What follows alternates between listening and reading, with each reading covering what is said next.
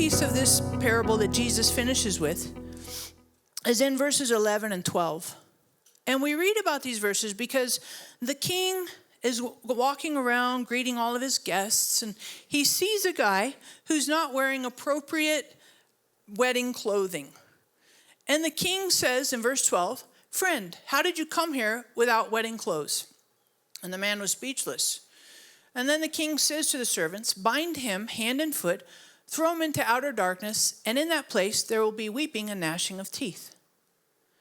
Now I want you to appreciate, this is a little weird. Like, I read this and I was like, I don't get that.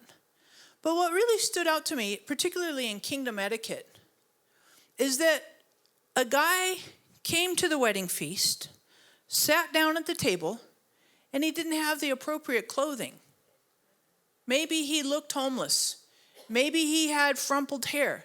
Maybe he had dreadlocks. Maybe he had tattoos. Maybe he wore a suit and a tie, and you sat next to him and you forgot, you wore like shorts and a tank top, But the clothing, there was a problem.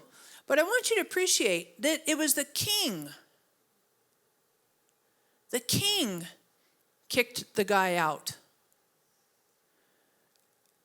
And the servants did what the king said. It's not the servants who went around and decided who got to stay and who had to leave. It's the king's job to tell somebody, "You're not welcome." That's not our job, family. It's not our job to qualify. You get to make it and you do not. That's the king's job. That's God's job.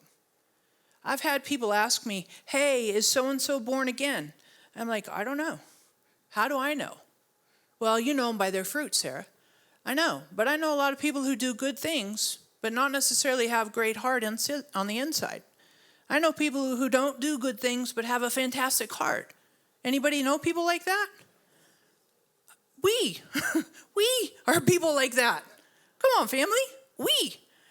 And it's not your job or my job to qualify who gets in and who doesn't. We are just participants. We are merely, I like what my dad says, one beggar showing another beggar where there's bread. And it's God's job who gets in and who doesn't. And God's not asking for a democratic vote. Hey, do you like this one? Popularity vote. They get in, they don't. That's God's decision.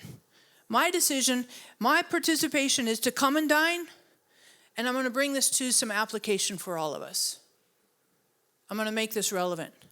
The first takeaway that I want you to consider in this whole thing is that you and I, we are both servants and we are both guests.